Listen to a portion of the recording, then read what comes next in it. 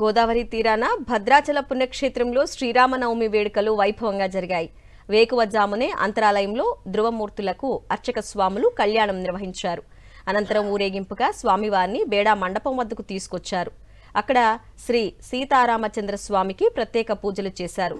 విశ్వక్సేన పూజ, పుణ్యావాహచనం గావించారు. భక్త రామదాసు శ్రీ సీతారామచంద్ర స్వామి వారికి తయారు చేయించిన బంగారు ఆభరణాలు అన్నీ అలంకరింపజేసి భక్త రామదాసు కీర్తనలు ఆలపించారు. లక్ష్మణ స్వామికి, పవన సుత హనుమాన్కి, భద్రాద్రి రామ గోవింద, వైకుంఠ రామ గోవింద, ఓంకార రామ గోవింద. మిథిలా స్టేడియంలోని శిల్పకళా శోభితమైన కళ్యాణ మండపంలో ఉదయం 10:30 తిరు కళ్యాణ మహోత్సవం ప్రారంభమైంది. సరిగ్గా 12 గంటలకు భక్తుల జయ జయ ధ్వానాల మధ్య అభిజిత్ లగ్నంలో వధూవరుల శిరస్సుపై జీలకర్ర, బెల్లం ఉంచారు. ఈ కార్యక్రమం అనంతరం సీతారాముల కళ్యాణం కనుల పండుగగా జరిగింది. ఈ కళ్యాణాన్ని తిలకించేందుకు భక్తులు పెద్ద ఎత్తున తరలివచ్చారు. అభిజిత్ లగ్నంలో సీతారాముల కళ్యాణం జరిగింది. భద్రాచలం వీధులన్నీ శ్రీరామ నామస్మరణతో మార్మోగాయి.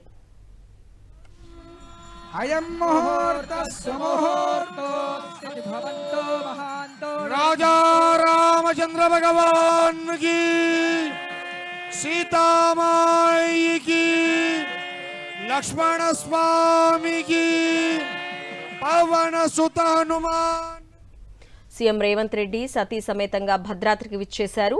స్వామివారికి ప్రభుత్వం తరపున పట్టు వస్త్రాలు, ముత్యాల తలంబ్రాలు సమర్పించారు. డిప్యూటీ సీఎం భట్టి విక్రమార్క, మంత్రి పొంగులేటి శ్రీనివాస్ దంపతులు, దేవాదాయ శాఖ మంత్రి కొండా సురేఖ సీఎం వెంట వచ్చారు.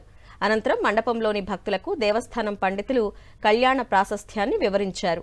తొలుత భద్రాచలంలో 351 కోట్ల అభివృద్ధి పనులకు సీఎం, మంత్రులు శంకుస్థాపన చేశారు. భద్రాద్రి రామాలయాన్ని ప్రముఖ ఆధ్యాత్మిక క్షేత్రంగా తీర్చిదిద్దుతామని ముఖ్యమంత్రి రేవంత్ రెడ్డి పేర్కొన్నారు. రేపు గవర్నర్ శివప్రతాప్ శుక్లా భద్రాచలం వెళ్లనున్నారు. రేపు జరిగే శ్రీరామ పట్టాభిషేక కార్యక్రమంలో ఆయన పాల్గొంటారు.